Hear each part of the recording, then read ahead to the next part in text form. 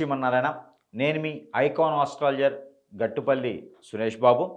మనకి మే మాసం 2020 సంవత్సరం ద్వాదశ రాశుల వారికి ఎలా ఉంటుంది, వారి యొక్క స్థితిగతులు ఏంటి, పరిహారాలు ఏంటి చూసినట్టయితే కనుక మనకి ముఖ్యంగా తీసుకున్నట్టయితే కనుక ద్వాదశ రాశుల్లో ఒకటి మకర రాశి. ఈ మకర రాశి వారికి అదృష్ట శాస్తు అన్ని రకాలుగా బాగుంది అని చెప్పొచ్చు.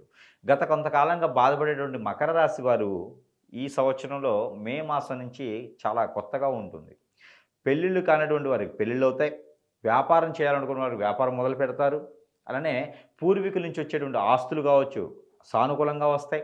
అన్నతమ్ముల మధ్యన తగాదాలు తీరిపోతాయి.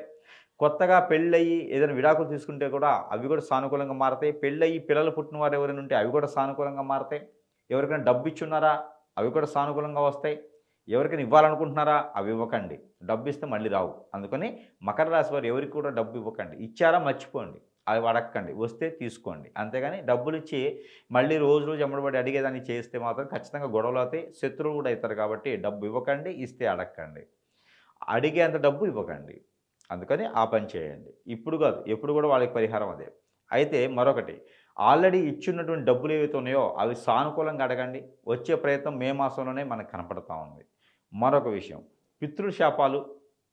పితృల శాపాలతో పాటు పితృదోషాలతో పాటు ఉన్నటువంటి వారు ఎవరైనా ఉంటే కనుక వారందరికీ కూడా తీర్చుకునే అవకాశం ఉన్నది. ఎందుకంటే మే మాసం 15వ తారీఖు నుంచి మనకి పుష్కరాలు ఆరంభమవుతున్నాయి. ఈ పుష్కరాల కాలంలో పెద్దలకు చేసినటువంటి కార్యక్రమం ఏదైతే ఉందో నిర్వర్తించినట్టయితే కనుక ఖచ్చితంగా మీకు సానుకూలంగా ఏర్పడుతుంది. పెళ్ళిళ్ళు కానటువంటి వారి పెళ్ళిళ్ళు కూడా ఖచ్చితంగా అవుతాయి.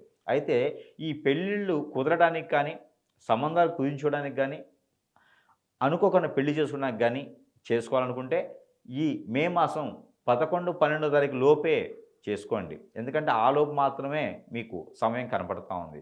ఆ తదనంతరము మనకి పుష్కరాలు ఏర్పడతాయి కాబట్టి అక్కడ సమయంలో పెళ్ళిళ్ళు చేసుకునే దానికి కరెక్ట్ కాదు. అక్కడ మనకి మూటం కూడా ఏర్పడుతుంది. లగ్నాలు అక్కడ కరెక్ట్ లేవు. కత్తెర కూడా మనకి ఏర్పడుతున్నట్టుగా మనకి మే మాసంలో కనపడుతుంది. అయితే రాజకీయ రంగంలో, సినీ రంగంలోకి ఆల్రెడీ ఉన్నారా? మీకు పేరు ప్రఖ్యాత కూడా కనపడుతూ ఉన్నాయి. అవి ఎప్పటి నుంచి అంటే మే 21వ తారీఖు తర్వాత నుంచి మీకు పేరు ప్రఖ్యాత, హోదా, డబ్బు, పలుకుబడి ఇవన్నీ కూడా కనపడుతున్నాయి. కాబట్టి అవన్నీ కూడా మీకు పోకుండా ఉండాలి అంటే కనుక ఖచ్చితంగా మీరు తప్పులు లాంటివి చేయకండి. స్త్రీ దోషాలు కూడా మీకు దాంట్లో ఎక్కువ కనపడుతూ ఉన్నాయి.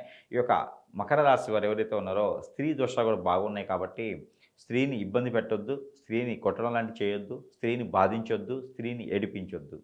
అలా ఏడిపించడం ద్వారా తరతరాలు కూడా తరగనటువంటిగా మీకు ఆ బాధలు ఉన్నాయి. ఆ దోషాలు కూడా మిమ్మల్ని అందరినీ బాధించే విధంగా కనబడుతున్నాయి. కాబట్టి ఆ దోషాలు తీసేదానికి ఏ గురువు వల్ల కూడా కాదు. అందుకని ఆడవాళ్ళని బాధించకండి. ఆ ఒక శాపం అనేది మీ మీద ఉంటుంది. అందుకని మకర రాశి వారు ప్రత్యేకంగా చెప్పదగింది ఏంటంటే చిన్న చిన్న పరిహారాలు చేసుకోండి. ఉన్న శాపాలు, దోషాలు ఏమైనా తొలగించుకోండి. కొత్తగా మీరైతే ఇంకొనకొచ్చుకోకండి. ఇది నేను చెప్పాలనుకుంటున్నాను మకర రాశి వారికి ప్రత్యేకించి.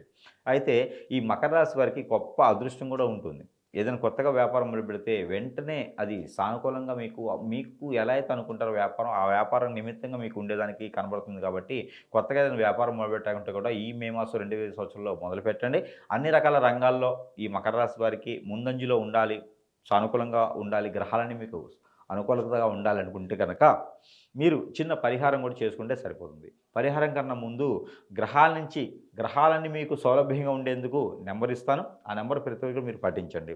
ముఖ్యంగా మకర రాశి వారు పఠించవలసిన నెంబర్ 3629 369 3629 369. ఈ నెంబర్ని మీరు ప్రతిరోజు కూడా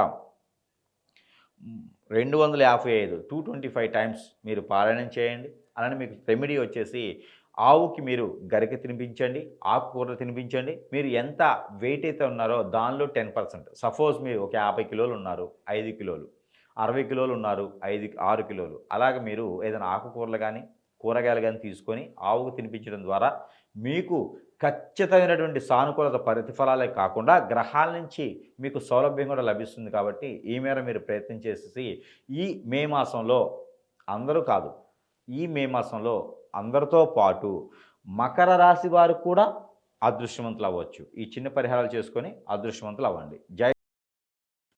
జై శ్రీమన్నారాయణ.